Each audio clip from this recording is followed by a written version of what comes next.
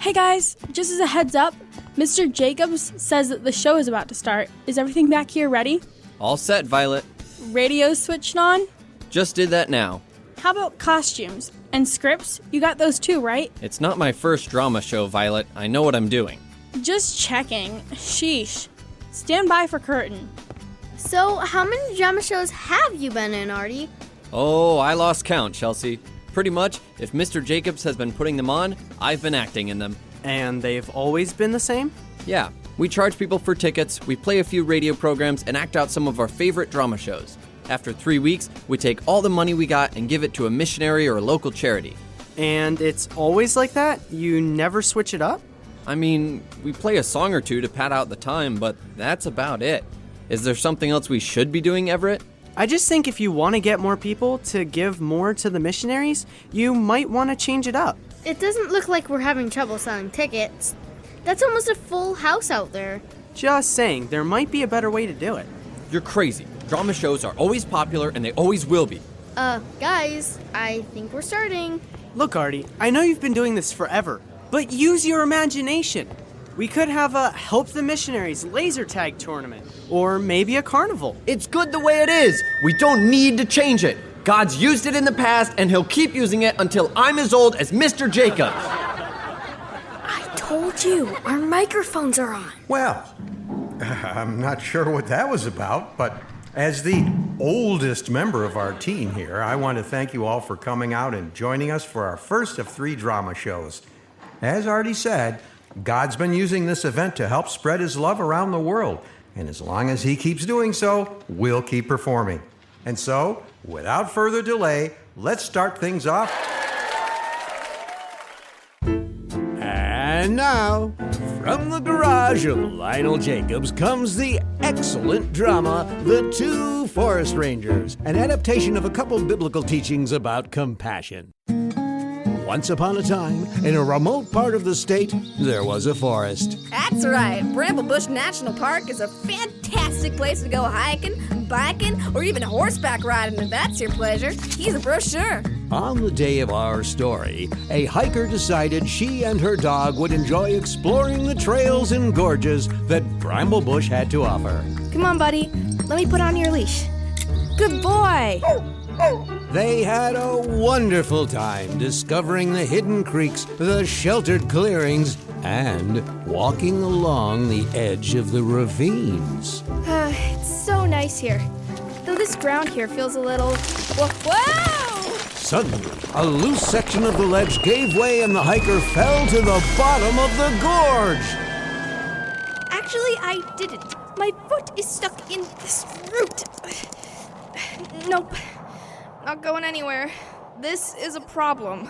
Seeing his master's plight, the dog ran to get help. After running for a few minutes, he came upon a park ranger. What is it, boy? Is Timmy stuck in the well again? No? Oh, the ravine? A collapse? You'd better show me. And so the dog led her to the place where his master still dangled. Oh my! You look like you're in trouble. You think? A little help? I hope you can make it. Good luck. Best wishes and everything. Try to be less stuck, I guess. Do you have a rope or something you could throw me? Maybe climb down here and give me a hand? Climb down there?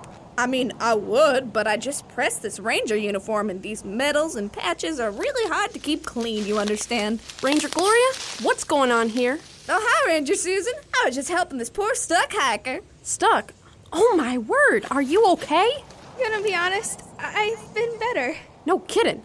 Here, let me climb down and help you. Tie this off for me, Gloria. Tie it off? You know, to a tree or something? I don't know. I just did my nails and... For goodness sake, I'll do it. And with that, Ranger Susan made her way down the cliffside. Don't worry, I'll get you. You're gonna be okay. Hurry! I'm slipping! No, you aren't. Not with me on the job. Just loop this around your waist. It took some doing, but before long, everyone was safe and sound. Thanks, Ranger. Without your help, I could have been stuck there for a really long time. No problem. Actually, I was talking to her. Next time, stay back from the edge of the gorge. Rain can really soften the soil, and next time there might not be a root to get stuck on. Don't worry, there won't be a next time. The moral of the story To is... stay on clearly marked trails. Right. And the other moral is that when it comes to helping others that are hurting, we can't just say nice things to make it all better. We need to actually take the time to see if there is anything we can do to help. Sometimes this can be as simple as being sad with those who are sad. But if all we do is wish people the best, then we're being as helpful as a ranger who won't lift a finger to help a stranded hiker.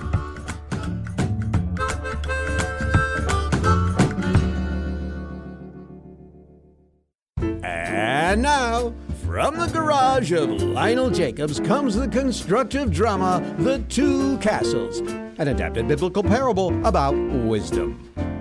Once upon a time, there were two realms. That's right. My lands are to the north. We have sandy beaches and rocky mountains, and people here live happy, peaceful lives. Hey, us too, except we have rocky beaches and sandy mountains. Sandy mountains? Some people call them dunes, but sand mountains sounds better. If you say so. One day, both rulers thought the same thought. You know, my realm sure would be in trouble If some bad guys came and tried to take it over. I should go to castle school. To castle school. And so, they boarded ships and went to learn. Welcome, class, to your first day of Castle Construction 101. Here's your syllabus, an abacus, and a wooden truss. You'll need all three to pass this course. Wow, this truss is really heavy. Excellent observation, Your Highness. I see we've got the best and brightest this semester. If you'll turn to Chapter 3 in your textbooks, we'll begin with foundations. Sand is bad, rock is good. What about chapter 1 and 2? Those are just bibliographies. MLA hasn't been invented yet. Oh, okay. Do you know what she's talking about? Nope, just take notes. We can figure it out later. And so, the two rulers spent the next 4 years learning about castles, as well as going into crippling debt. At least we've got our diplomas now. Totally worth it. Graduates, I had my doubts about you coming in, but I'm happy to say my fears were justified. Go now and use what you have learned, or more importantly, what you were supposed to learn.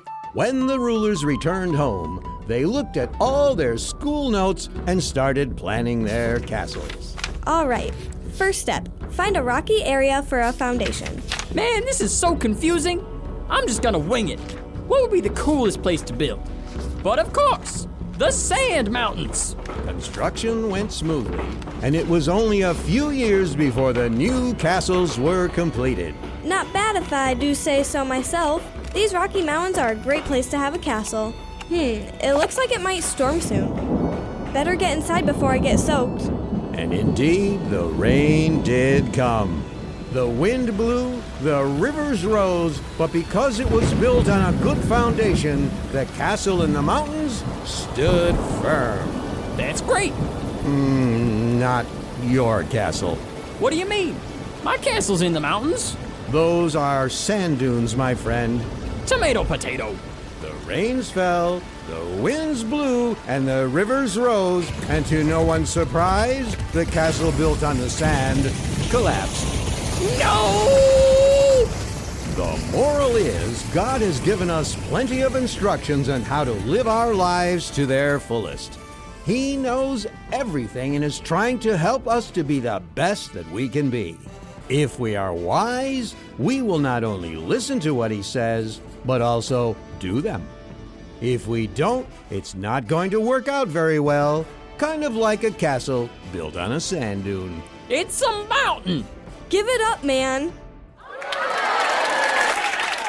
Well, folks, that's our show. Be sure to come back next week and maybe even bring a friend. Sam and Hugh are up front taking donations, and they'd love to answer any of your questions. Have a great week. All right, good show, everyone. Chelsea, you want to help me with the costumes and props? Sure. Looks good up here, everyone. Thanks, Mr. Jacobs. Sorry about the misunderstanding with the microphones at the start. Oh, that's all right, Violet. There's a lot of switches on that board. Speaking of which, do you know where Artie is? He's over by the radio. Oh, thanks, Chelsea. Hey, Mr. Jacobs, I had some ideas for the drama show, if you're interested. Oh, that's great, Everett. I was going to talk with Artie real quick, though. Can this wait? Oh yeah, no problem. Hey, Artie. Hi, Mr. Jacobs. Pretty good show, right? Yeah, it was, though I'm curious about the way it started. Yeah, I know. We need to be quiet before the show, just in case our mics turn on. I'll do better next time. Won't happen again. Thanks. But I was more interested in what you were talking about. It sounded like you were upset. Is everything okay back here? That was my fault, Mr. Jacobs. I got him going. No, it was my fault. I shouldn't have blown up like that. Well, I'm glad to see you guys reconciling like this, but I still would like to know what all the fuss was about. I was just saying that the drama show could do with a couple of upgrades. Upgrades? Yeah, we've been doing it the same way for longer than I can remember. What if we did something that was new? And I was explaining that it didn't need to be fixed if it still worked. Interesting thoughts. And you know, churches all over the world, for pretty much as long as there's been a church, have discussed whether or not they need to change the way they serve God, or if they needed to stick to the way they've always done it. But there's gotta be a right answer, right? That would make it simpler, Everett. But that's not what I find in the Bible. The only instructions I can find in the Bible on how we're supposed to serve God are to do it out of love and make sure that it's not against what God has told us. In 1 Corinthians 9, the Apostle Paul was determined to share God's love with others, and so he changed the way he told people about Jesus to fit the way each of them would understand and listen. Okay, so what would that look like today? Well, let's take Everett's idea. Some people might not like coming to watch dramas and listen to programs. So instead, we might do something different for them. But whatever we do, we need to do it well, because in the end, we're really working for God. Colossians 3:23. Whoa, when did you girls get here? We've been here a while. Yeah, everyone's pretty much gone. Can we go now, Mr. Jacobs? Sure. See you next week, kids. Almost forgot. We've got to turn off the radio. Oh yeah, good catch, Chelsea.